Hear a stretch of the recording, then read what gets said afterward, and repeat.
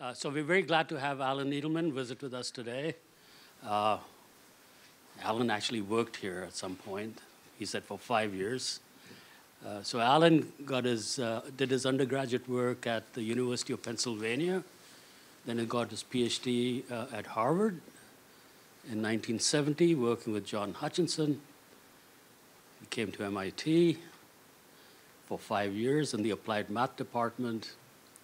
I'm not sure what applied math stuff he was doing, but he was doing fracture then, and he's still working on fracture. Then he found a home at Brown. He went to Brown and stayed there for 34 years, I believe. Yeah. And he was a university professor, at some point also a dean of engineering, if you believe it. Then he chose to retire. And he chose to retire to be close to his daughter in Texas. So he moved there in 2009, Alan, is that correct? That's correct. And he's been in the Texas area since that time, not at the same university, but now he's at Texas A&M, where he's a distinguished university professor. So Alan is known, most widely known for, other than his jokes, for his work on computational solid mechanics with application to plasticity and fracture. And he's been widely recognized for his work. He became a member of the National Academy in 2000, and then he hit the trifecta of the awards in the US. The Drucker Medal, the Nadai Medal, and then finally the Timoshenko Medal. So Alan, we're very pleased to have you here today. Thank you. Thank you.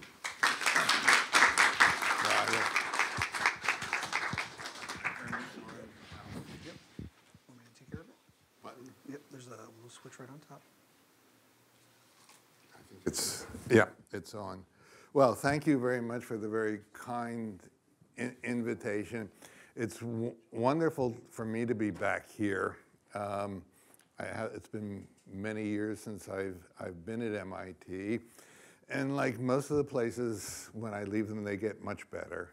So I've really noticed the improvement and all the interesting things, had the chance what people are doing here. It was a very exciting day for me, and I appreciate the time that people have spent letting me know what's going on. See, I'm going to talk, well, some of the things Lalit said are true. I won't tell you which ones, but they all were nice and some were true. But I will say it is true, I moved to Texas, but he's not quite right. What I tell my daughter is she was necessary but not sufficient. It was the grandchildren that did it. So anyway, yeah, I was in the math department here, which was a very interesting experience for me because it was the first time I was in a math department outside of freshman calculus. And it was not only a learning experience technically, which I got a lot out of, but sociologically, because math departments are very different from engineering departments. But it was a wonderful experience for me. And I'm happy to be back. So I'm going to talk about some work, and I just want to introduce the people that I've worked with on what I'm going to talk about. This is Eric van der Giesen, Vikram Deshpande, Yves Brichet, Amin Benzerga, Manish Vasoya. Manish was a postdoc with me, and Babak was a postdoc with me also. So these are two people who were postdocs with me. I'll also say I'm going to talk about some things that are very old and some things that are very new. And the old things are things, a new perspective because of what I've learned from some of the new things. So let's see if it goes this way. No, it will go that way. Should go this way. It doesn't want to. to change. Oh, there it is. Sorry, it did change all by itself. Okay. So first of all, what I mean by discrete defect plasticity. Say, inelastic deformation almost always, if not always, takes place by evolution of discrete defects, discrete in space and time. Dislocations, vacancies, phase transformation, twins, and shear transformation zones. In many circumstances, the defects can be modeled by continuum mechanics. But the discreteness of the carriers of deformation plays a role. The discrete defects, they dissipate energy and they store energy. And the balance between dissipation and energy storage plays a key role in a variety of processes, including friction, fracture, fatigue, and thermal softening. So, doesn't want to go next. Oh, it did? Oh, did it? Oh, wow, amazing. Someone must have invented something clever here. So the stress-strain response and the evolution of a material microstructure are direct outcomes of a discrete defect plasticity calculation. And basically what I do is I solve initial boundary value problems. And there's a possible size effect, dependence on stress rate, loading rate, deformation as an outcome. And what I'm going to focus on is the partitioning between defect energy storage and dissipation. And I'm going to talk about generally a purely mechanical theory with the following ingredients: kinematics of deformation, conservation of mass, momentum, and energy. I'm going to restrict attention to the simplest case: small deformation kinematics, quasi-static loading histories, and defects that are described by linear elasticity. So all I'm going to talk about is linear elasticity. Then that needs to be supplemented by what are called kinetic relations for defect evolution. They're really just constitutive relations. And also need to satisfy some statement of the second law of thermodynamics. And there's a quotation from Percy Bridgman I like. He said, there have been as many formulations of the second law of thermodynamics as there have been of discussions of it. And I think that seems to be the case. Does this? Yes, there we go, it works. So I'm going to do lots of equations for several reasons. One is I like equations, and they're fun to put on slides. So I will do that. So the Clausius-Duhem inequality was introduced into continuum mechanics by, as far as I'm aware, by Coleman and Knoll back in 1964. And if you go back and read that old paper, what they say is this is a hypothesis that this holds. And the top line here, this is for whole body, and then this is at each point in the body. And the assumption is it holds for any subvolume, for all time. And if you just make a simple assumption that the internal energy is a function of the strain rate and the entropy rate, here theta is the temperature, Q is the heat flux, stress and strain rate, then you substitute into this inequality, and you find that if this is always satisfied, this must be true, this must be true, this must be true. So that's how it's used to, in developing constitutive relations, and has been, I guess, for the last almost 60 years. If you look in a purely mechanical framework, it just says that the dissipation rate, which is the work rate minus the internal energy, in our case, elastic energy rate, must be non-negative, and that's called the dissipation rate.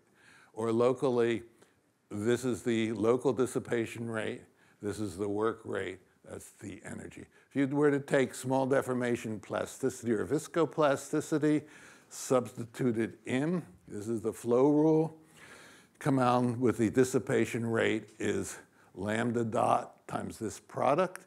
If lambda dot is positive, and if we were to just as an example take Q to be the stress deviator plus alpha times the hydrostatic stress, what you wind up with says alpha must be non-negative.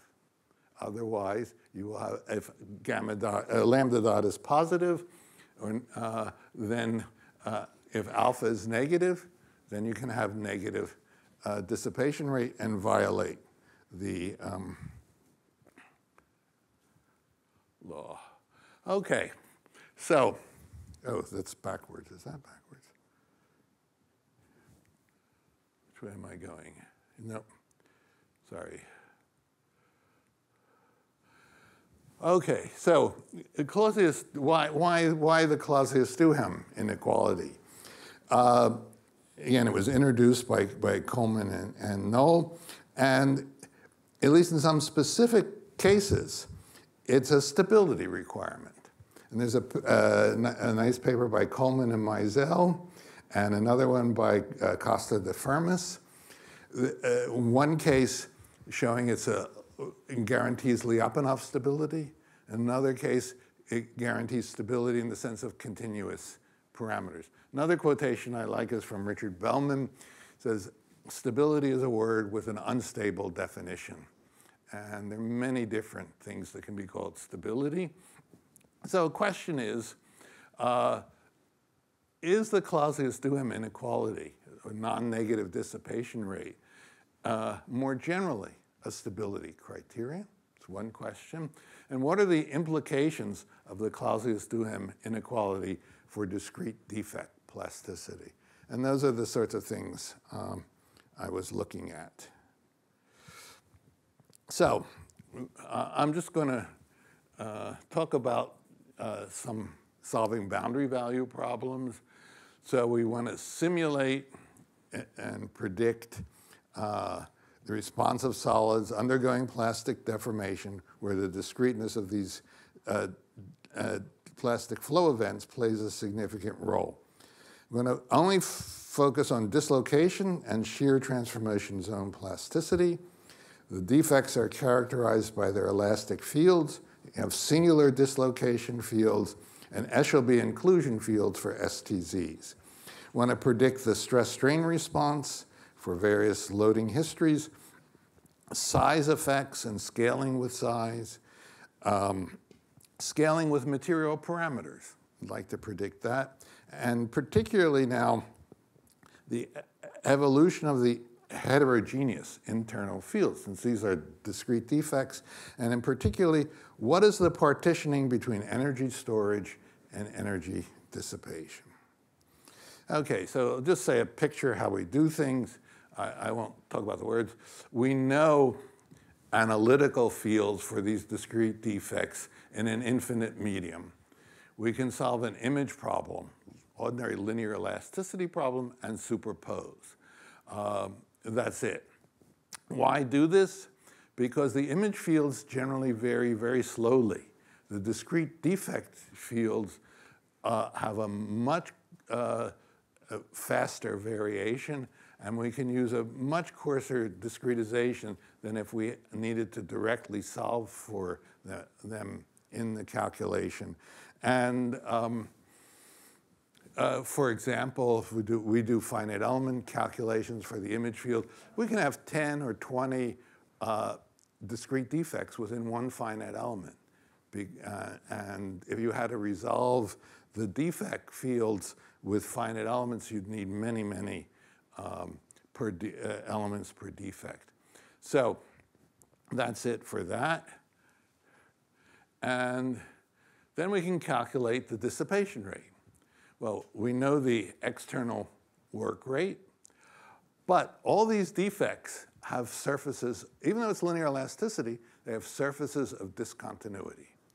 And there's some work rate that's done on the surfaces of discontinuity, and that's equal to what I call VE, is the volume outside of the surfaces of discontinuity.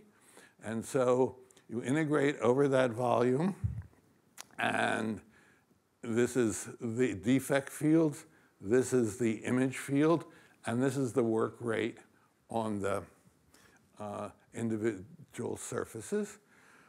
we know what the elastic energy rate is. It's just the integral over the volume of material. So we can calculate that the dissipation rate is just what work rate that's done on these surfaces of discontinuity. There were no discontinuity surface, just ordinary linear elasticity, zero dissipation rate. So we're going to look at two cases. One is there are fixed surfaces and a jump rate that varies with the loading history. The other is a fixed jump and the surface varies. Obviously, this is what we're going to do for STZs. This is for dislocations. The work rate, the dislocations move. Okay, just something about dislocations. Dislocation is characterized by its Verger's vector, its slip plane, and its glide direction. Dislocation glide dissipates energy, but the dislocations store energy because of their internal stress field. When the dislocation has a 1 on R stress singularity, where R is the distance from the dislocation line. So the elastic energy varies as ln R as you approach both the dislocation line and infinity. A lot of attention is given what happens as you approach the dislocation line. But I think the more interesting limit is what happens as you approach infinity. Why? Because if you think of a dislocation, a defect, okay, you calculate the energy. The energy goes as the log of R. What happens as R gets larger? The energy gets larger. This tells you it's a very strange defect.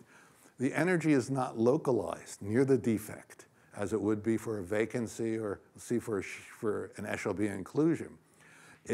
Further away you go, what happens because of that is you have these strong interactions, gives rise to pattern formation, gives rise to dislocation structures. And it has significant implications. Okay, so we can discrete dislocation plasticity, can calculate what is the change in the surface rate. So we know it's moving with velocity v. V is the velocity normal to the current dislocation line. B is the Verger's vector, which is the jump. N is the normal to the slip lane. That's it. We can right away calculate what is the dissipation rate. And P is what's called the Peach-Keeler force. And it can be calculated very simply. So we need to specify a kinetic relation for the dislocation velocity, a constitutive relation. And any contribution of a change in length of dislocation line, change in stored energy or energy dissipated, is not included in the Peach-Keeler force. Peach-Keeler force is when you take a dislocation and you rigidly move it on the slip plane. So not all of that, but I'm just going to focus on Peach-Keeler force, but that's important to remember. Okay, we can say, well, if the velocity as is usually done is taken to be proportional to the Peach-Keeler force, then the dissipation is definitely non-negative if B is non-negative, as it usually is. It's like a viscosity. However, there are cases, cross-slip. It means you slip onto another plane. Non-close packed solids, Vasek Vitek at Penn has done a lot of calculations. You get a spread out dislocation core affected by other stress components. And so you can have dislocation velocity depends on other stress, shear stress components, or maybe even on hydrostatic stress, or both. In which case, there's no guarantee that this is non-negative. As far as I know, that hasn't really been looked at. Okay. So I just give some examples from discrete dislocation plasticity, partitioning of energy with the variation with size, with loading rate, even with non-negative dissipation, self-organized dislocation structures that store energy. They affect hysteresis, fatigue, and thermal softening. And I'm just going to talk about some very simple analysis from a long time ago. First example is the initiation of sliding, just to show the size dependence. So here's a block, random sources and obstacles have a sort of a cohesive surface sliding. I'm not going to talk about details. This is a 10 micron asperity, basically. Slide it along. The dissipation is localized on the surface, as it would be in continuum mechanics. You make it smaller, and the dissipation goes much further in the material. The distribution of dissipation and the partitioning of energy. Again, won't go into the details here, but it varies very much on the size. The friction stress, beginning of sliding, varies on size. So the deformation pattern can be size dependent. Energy partitioning can be size dependent. Okay, just pattern formation. Again, start with something near a crack. This is random initial conditions, but see, you form this organized structure. This is very nice. This is the stress distribution. This partition here, the basically triangular areas, that is what Jim Rice's single crystal plasticity predicts. That comes out. It's not put in. The only difference really from Jim Rice's solution is the stress near the crack tip, which is a factor of 7 or 8 higher than, because these organized structures, because of the stored elastic energy, give much higher stresses.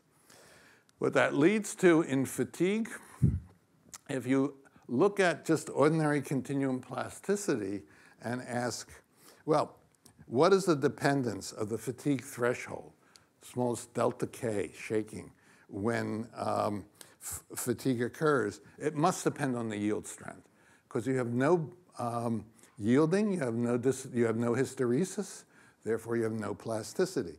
If you look at the data, this is data from Norman Fleck's group from a long time ago. There's no dependence on yield strength. Okay, you look at discrete dislocation calculations, there's no dependence on yield strength. Why? Because what the yield strength depends on is the glide of dislocations. What fatigue thresholds depends on, at least in our calculations, and I think probably quite generally, is it's mainly driven by the evolution of the near crack tip self-organized dislocation structure.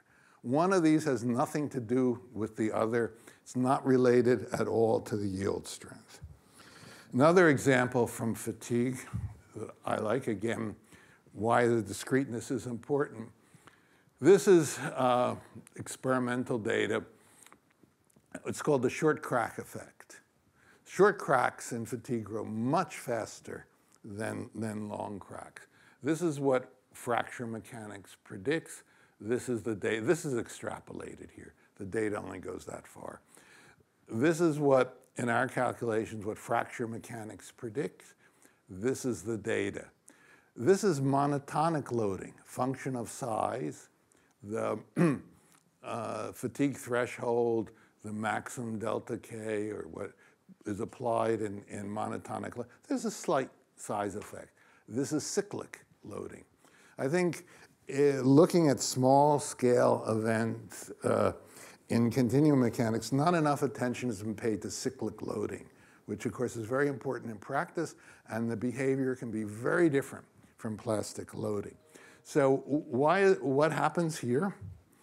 If you think of a brittle linear elastic solid, you know the energy that is required to advance a linear, and it's called the Griffith criterion, Griffith value of K. If you look here, you have the maximum K versus divided by the Griffith K. Look, you're down way below 1. So it's growing. Why? Because there's an internal stress field which can relieve elastic energy to drive the crack. And it's that drives the crack. So it's not just the applied stress, it's the stress by this dislocation structure that forms. And so this is a picture getting to the stored energy. In continuum mechanics calculations, usually take the percentage of plastic working that's dissipated to be a constant. It's not. It varies significantly with deformation, with the dislocation structure that forms. So the Taylor-Quinney factor can vary with strain. And experiments show that as well. And this is the same thing. What gives rise to this is what gives rise to the behavior in fatigue. It's the internal elastic energy from the discrete fields that determine the behavior. Okay, now go on to STZ plasticity. First of all, it began here, really, in part. Well, here in Cambridge, certainly. Franz Papen down the street at Harvard, and Ali Argon, I guess, in the next building. And also, Ali Argon work with Bulatov really began representing these STZs by Eshelby transformation. Here's some more recent work. This is a gel showing how well the deformation field is approximated by an Eshelby inclusion. This is some atomistic calculations. Again, getting a very good approximation with an Eshelby inclusion field. So to say a few words about Eshelby inclusions, to show pictures of people involved. This is Jacques Eshelby. Really, Toshio Miura did a lot, Xantippe Markenskoff, and David Barnett. And I'll just talk about the picture. So the idea is you have a region of a continuum. You cut out a piece. It undergoes a stress-free transformation. You shove it back in there. And then what turns out is all the stresses and deformation inside this are uniform. Outside, it's a complicated field. So they can be used to model a variety of phenomena, including STZs, but other cases, other circumstances as well. The picture I shown was taken from a biomechanics paper where it's used to model something related to a tumor. And the location of size of STZs is fixed, and the transformation strain evolves. Imagine other cases would say twinning, where, again, the transformation is fixed, but the size evolves. But, but not going to talk about that here. But focus is going to be on shear transformation zones, but the general results regarding dissipation apply to any fixed size Eshelby inclusion evolution. Okay, so we can calculate the dissipation rate. It's evolving. If it's uniform inside, this is the transformation strain. This is the position. So we just substitute that in here, get this expression for the dissipation rate. Integrate by parts. This is an equilibrium equation, so that drops out. So we're just left with the average of the stress in the inclusion. That's it. And leads to this very simple dissipation rate, the average stress in the inclusion, well, times the volume, and call that Z. So it's a very simple expression. And we have multiple transformations, finite body, just add them up. And if you require that this is non-negative for each transformation, you wind up with something that satisfies non-negative dissipation everywhere. And you can get the most general isotropic relation. You have just two parameters that characterize it. Okay, so we can calculate that for some specific examples. Take a very simple case, constant stress at infinity, some kind of circular or spherical inclusion. You can calculate the work rate, know the elastic energy rate, get that Z tensor and the dissipation rate. Here's an infinite solid. This is this total dissipation rather than dissipation rate. But you can calculate what is the maximum possible strain you can have for non-negative dissipation. And dissipation rate, as I'll show later, is just a factor of 2. You differentiate this with time. But notice, the stiffer something is, the smaller this is.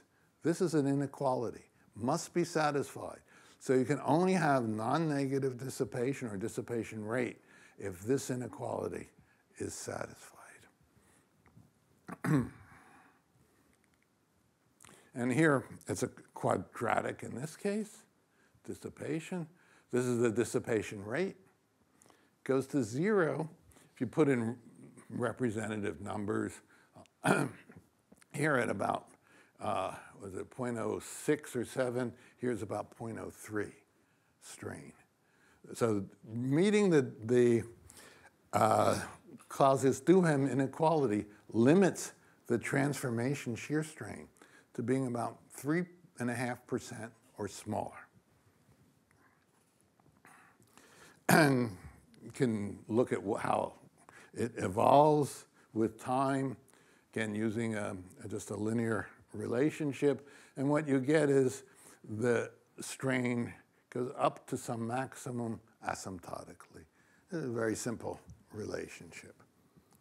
Okay, if we looked at data for lots and lots of materials, and what this would predict, again, is the transformation stress we identify with the yield stress of the material, because soon before then behavior was pretty elastic, is 0.035 or smaller.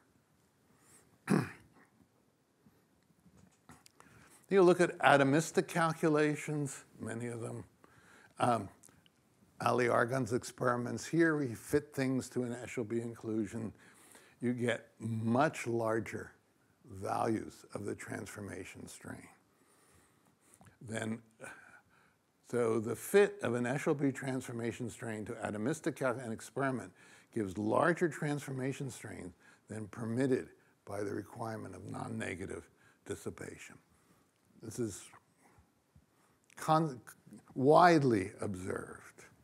So this is what got us started on worrying about non-negative, non-positive dissipation. So there are possible reasons. One reason is you could have internal stresses that are much larger than the applied stress. I don't think that's the case, but it's possible. Something I will talk about later, entropy, particularly configurational entropy, can play a significant role. And Mike Falk and Langer have worked on that. That can affect whether it increases or decreases is another question. Another possibility is that for some transformation actually exceeds the requirement, that you can have non-negative dissipation. If this occurs requiring a non-negative dissipation rate for all points of the continuum for all time is overly restrictive. And what happens if you don't satisfy the Clausius-Duhem inequality? So, why? First of all, both computational and experimental studies in the physics community shown that when the process under consideration involves fluctuations and a sufficiently small number of discrete events for a sufficiently small time, then satisfying the Clausius-Duhem inequality has a probability less than 1. It's high, but it's less than 1. And one of the most interesting studies is the one by Ostoja, Starzewski, and Landau. They were looking at Couette flow of two-dimensional disks and just using Hookean mechanics interactions, and they found the same thing as the atomistics find. So it's not the absolute size. Besides atomistics, you can make things, usually you take the representative size scale to be an atomistic, an angstrom or a few angstroms, because there's a characteristic length, the spacing between. I refer to molecular dynamics as the ping pong ball theory of matter, but a bunch of ping pong balls with a characteristic size A. But A could be a meter. You get the same result. So it's not absolute size. It's the number of entities involved. And of course, the key issue is what is sufficiently small, what is sufficiently short. Okay, so how can you understand it? The way I understand it is conservation of energy because of the work rate, it's the change in internal energy rate plus the dissipation rate. But suppose for a short time, you have a fluctuation which rapidly increases the internal energy. Then to balance it, you must have a negative dissipation rate. So you get a fluctuation. Say if you imagine a bunch of interacting particles, they get pushed closer together. Elastic energy goes way up, but the dissipation must balance it, rate can be negative. So I think it certainly is not, it makes sense to me in that sense, at least in the purely mechanical sense, that if that's sufficiently large, you can have a dissipation rate, which is non-positive. So I'll just show, we've do some discrete dislocation, STZ plasticity modeling. And the way we got into this, just so one result, just looking here at simple tension of this is a planar strip, and calculate the dissipation. And you see, first of all, things organize themselves in shear bands, as you would expect. What is perhaps different from dislocations is that you get enormously high stresses. The shear bands do not lower stresses, the plasticity. Leads to stress concentrations which can approach the theoretical strength, E on 10. And you get plastic strains and you get dissipation. So it can really be quite large and you can do all kinds of calculations. Okay. This is very old work, but I think to me it's fun. So do simple constrained shear. Gives you a lot of indication of size dependence. So we did this with Norman Fleck and his student Xu a while ago, slip planes. What happens if you have a double slip? In this case, you get boundary layer effect. You get a size effect of the slope. You have lots of oscillations here. This is, I like to show to my material science colleagues because here are the dislocations. They congregate at the boundaries. Here's the plastic strain in the middle. Very few dislocations. So if you're looking at a micrograph and seeing where the dislocations are, tells you zero about plastic deformation. Because plastic deformation is associated where the dislocations used to be, not necessarily where they are. So it's where they were gliding from. And so lots of dislocations, no plastic strain. Few dislocations, lots of plastic strain. On the other hand, if you arrange things and a size effect, so that things will slip. They can't move very much. They can't glide. More uniform distribution, no boundary layer, essentially no size effect. So there are two ways with dislocations.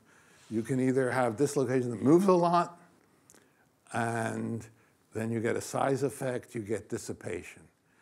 Don't move a lot, very little dissipation, no size effect. So what happens with STZs? Do the same problem, more recent work. And what you find is, in this case, it's somewhat in between. You get a very small size effect. You do get shear bands that form, but little size variation, smaller is not harder, high stresses, but dissipation. So there are three things that can happen. You can have size effect and dissipation, no size effect, no dissipation, dissipation, no size effect. Different ways of discretely making plasticity. So sort of summarize that. Basically, when when defect evolution occurs by defects moving relatively long distances, you get size effect dissipation. Nucleation, more or less stationary defects, fixed nucleation, energy partitioning involves little dissipation and nearly no size effect. When it occurs, like for the STZs, by a percolation type process, then you get significant dissipation, but no size effect. Okay, so what happens with a negative dissipation rate? So again, the molecular dynamics calculations, like I said, they involve an adjustable length scale, but any size effect is a suggestion. It's the number of discrete entities, not their absolute size. And certainly, Ostozha, Starzewski, and Laudani show that the scale doesn't matter. You get the same violation of the Clausius-Duhem inequality. Okay, so how can we put in negative dissipation into a continuum mechanics framework? Well, I looked at a simple calculation here, essentially a one-dimensional plastic wave propagation with a plasticity, viscoplasticity relation that just looks like this, where m is some power. A dot can be, say, positive here, positive again. So then for a short time, have some negative dissipation, then it becomes positive again, to try and mimic what is seen in the statistical mechanics cases, and do a simple wave propagation. Whoops. Yeah. Okay. Does this come?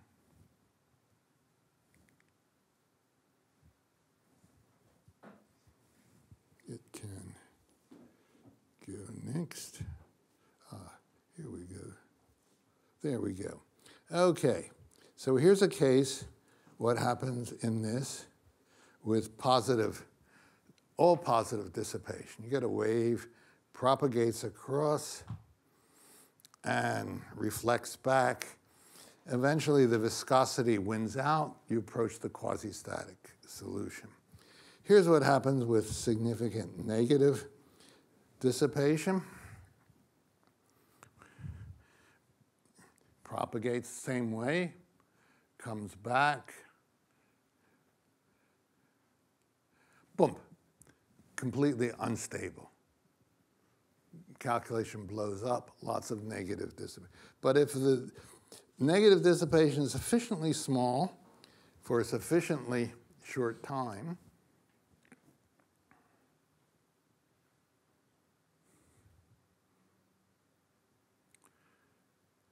comes back, and the damping wins out. You approach, so you can have stability with negative dissipation, sufficiently small distance, sufficiently short time.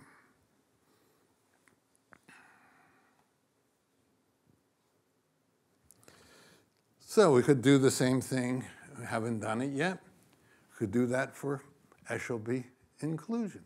We can have a kinetic relation which allows for negative dissipation or negative dissipation rate, sufficiently short time. Again, mimicking this over one or more of the discrete events.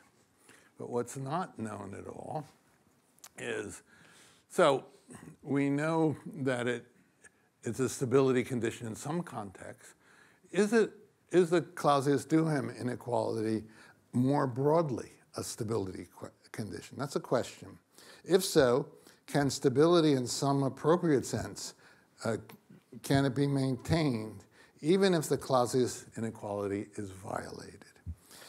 For discrete defect kinetic relations, one candidate would be to require that the overall dissipation rate, all the defects, was positive. Another candidate, which I sketched here from what I showed previously, is for a specific defect, the total dissipation must be positive, but you can allow a negative dissipation rate down here for a short period of time. Don't know. However, it's important, I think, to note that requiring the local condition is sufficient, but it's not necessary for the global Clausius-Duhem to be satisfied.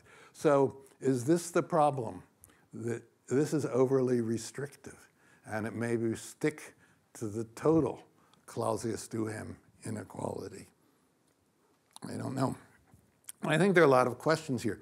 Another possibility is, what about if we include entropy, particularly configurational temperature and entropy? Well, we have the internal energy, just depends, like before, on the entropy rate as well as the strain rate. Go through, we still have the same, satisfy the Clausius-Duhem inequality in the volume. This is the dissipation rate right here over the surfaces. And what you need to do is induce a stiffness factor, it turns out, between 2.3 to 6. You actually need to decrease the stiffness due to entropy effect, not increase it as I would picture, because if you think of the Eshelby inclusion, the stress comes when you push the inclusion back in, and if that becomes very soft, you can get more strain with the same stress. So you lower the stress in the inclusion. So we looked at some years ago, actually, total dissipation, but dissipation rate for a material with a mismatch. And this is just two-dimensional shear. This is the relation. So if you were to, you need to increase the allowable strain by 1.5 to 3, somewhere in there. And if you look at this, the inside the inclusion, this must be greater than 1. So you must soften the inclusion by somewhere here as a factor of, 1.5 gives about a factor of 3, and this gives about a factor of 6 or 7. So you really, and again, this is something that could come from molecular dynamics calculation. Nobody really looked at what is the change in a transformation zone or a lower level calculation. So just to conclude, I would say the partitioning between defect elastic energy and defect dissipation, first of all, can play a major role in a wide variety of phenomena that are technologically significant. The energy partitioning and its size dependence can vary with the mode of loading, cyclic versus monotonic. And I think we need to pay more attention to cyclic loading and size dependence. Statistical effects, in addition to fluctuations I didn't talk about them, can play a role.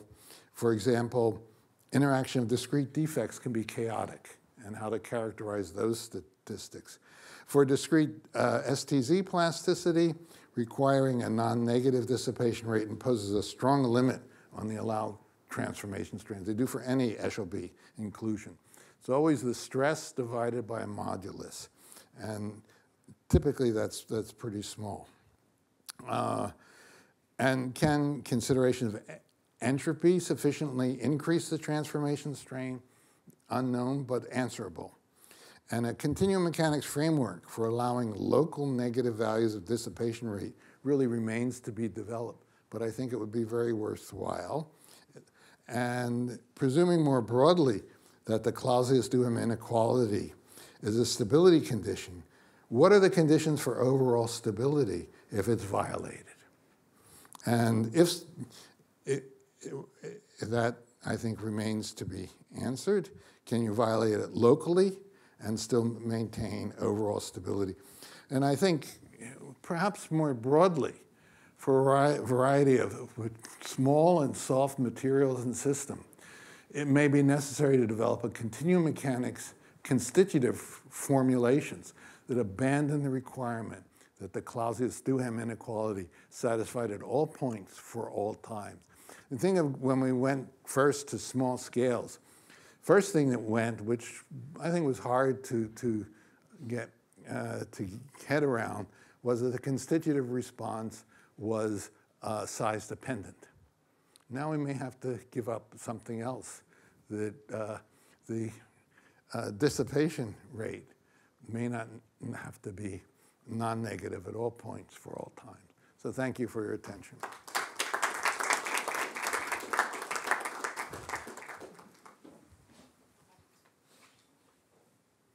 Thank you. Ju. Thanks, Alan, for this really very interesting talk. So actually, I agree with the conclusion from atomistic point of view, because I think this is, in the transition state theory, you do convert the randomized phonon vibrations to potential energy, because dissipation is basically conversion of stored potential energy or elastic energy to randomized phonon vibrations. But during the activated process, which is usually takes picoseconds and it involves volume of like 100 atoms. In fact, Ali Argon have developed this activation volume theory, which is, you can actually measure the activation volume. So indeed, for that few picosecond and less than 100 atoms, you do have conversion of the phonons into potential energy, and that is the activation part of the energy landscape. But then once you go above the saddle point, when you come down, you return that stored energy back to phonon path. So I think that is consistent with what we understand from like transition state theory. But I think where this come from maybe is, if you do the Eshelby transformation, assuming both the inclusion and the medium are linear elastic, but at least I think from atomistically, we know the inclusion is a nonlinear medium because it actually hop over an energy barrier. And so I think at some point you do have this softened region which is actually have a negative modulus. And that actually, can give you the drop. So I think this is all very consistent with atomistic. I mean, to me the question is, how do you develop continuum frameworks that can deal with this? And because I think, of course I'm prejudiced, but I think continuum mechanics is remarkably useful and it just needs a little more flexibility in some circumstances than it has sort of in the large scale, homogenized limit. But as you probably know, you get into even a few atomic distance from a dislocation core, you can very well represent things by elasticity. So you get down to small scales, and I think there are opportunities. Alan, if I understood what you're getting, instead of the whole body, if you were to integrate over a certain region, like a representative volume with enough defects, then everything's okay? I mean, that's what one would expect. you don't. If you get down to individual defect levels, you don't expect it to hold, right? Yeah, but if you're doing, like, looking at discrete defects, other discrete I don't events. think the Clausius-Duhem inequality was intended to apply to individual atomistic events. Well, It's a continuum idea. Right, but it's not. These are collective atomistic events. They involve a number of atoms, or in the case of the granular material, a number of grains. So they're still at a larger scale, but it is locally. It's not the absolute size. It's the number of discrete entities involved that you're averaging over for the continuum. Once you get down to that level, even defining strain and stress, you have to average over a certain given volume. Right. And for example, for Eshelby inclusion, that gives you enough atoms to average over. But it may not follow the large scale restrictions that we put on. Well, this last statement is a question of what do you mean by constitutive formulation? Yeah. Right? Well, here in this what region are you averaging? well, in this context, I'm talking about the magnitude of the transformation strain for an Eshelby inclusion. If you really believe the Clausius-Duhem inequality has to be satisfied point-wise, you can't get more than 3 to 3.5%. That's bothersome. Yes, it is bothersome. You look at dislocations, you see the same thing. But I just want to say that I think, I remember in the phase field treatment, people do put a Langevin voids. So you put this thermal fluctuation for it, and I think that can actually give you... Yeah, right, absolutely. Professor Needleman, thank you so much for your talk. I think one of the statements you made where you said plasticity is about where the dislocations were. So in the last few years, there have been some experimental papers where you have dislocations and solute atoms rush towards the core to form clusters, and they can then turn into precipitates. Now those precipitates are sort of blocking dislocations. So you have this very dynamic process where defects are generating from the deformation, but you also have clustering and other things that are happening. So when I look at the microstructure at the very end, I'm not sure where the dislocations came from. Were they being bowed between these precipitates, or were they participating in nucleating these particles? So how do you go about configuring your framework to sort of handle such events and maybe try to link it to the final endpoint micrograph? Yeah, of course, it's very difficult to do that. And of course, that's an easy question to answer. I really don't know. That's the answer. But that doesn't stop me from giving an opinion. So I think, unfortunately, what you really need to see is the evolution of the process. Really, this is not a single point affair. As you know, any plasticity is path dependent. You have to see the path. And it's hard to do because metals are opaque, which is a big disadvantage, poor planning. But and tomography really doesn't have the resolution that you need. But of course, the ideal answer to that would be high resolution tomography, so you could actually see the process. And if or when that will come, I don't know. But I think some way of visualizing or seeing the whole process is needed, because it's not just an endpoint phenomenon. But even if the macroscopic stress strain curves were to show sort of serrated behavior like the PLC effect, will that be captured in these frameworks? It should be. Whether it will be, I don't know, but it certainly should be. Yes. Thank you. You're welcome. Yes, Chuck. So like if we look at the statistical mechanics basis for the second law, for simple systems at least we can show that it's only when we reach like an Avogadro number of atoms or something that it becomes really like probabilistically true. So is there something similar that we can do here where we can put like a number on the number of defects where it becomes pretty probabilistically true. Or something. Well, again, it's something I don't know. What I would say is, what I'm really doing is asking questions and saying there are, I think, a number of things here that merit being looked at, which haven't been looked at.